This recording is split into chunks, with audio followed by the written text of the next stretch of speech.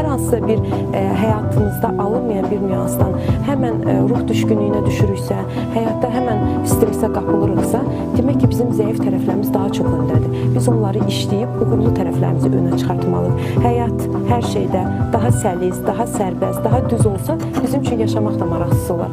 Eniş yoxuş olmalıdır ki, biz həyatda yaşamağa maraqlıyıq. Və bir insan özünün yaxşı tərəflərinin puzzlını yığmağa başlayarsa, həyatda uğur onunla olur. Əgər biz eyni səhvi, eyni gördüyümüz səhvləri təkrarlayırıqsa, demək ki, biz hələ özümüzü tam kəşf edə bilməmişik, tamamlanmamışıq, tam deyilik.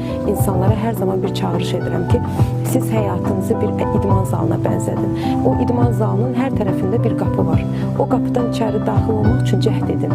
Əgər siz hər hansısa bir qapıdan içəri daxil olmağı bacarırsınızsa, demək siz həyatda ən udulmuş insansınız. Çünki həyat bizim mücadilələrlə dolu bir adımladığımız yolda bizə işıq saçır. Əgər biz o getdiyimiz yolda o işığı görməyə bacarırıqsa, demək uğur bizim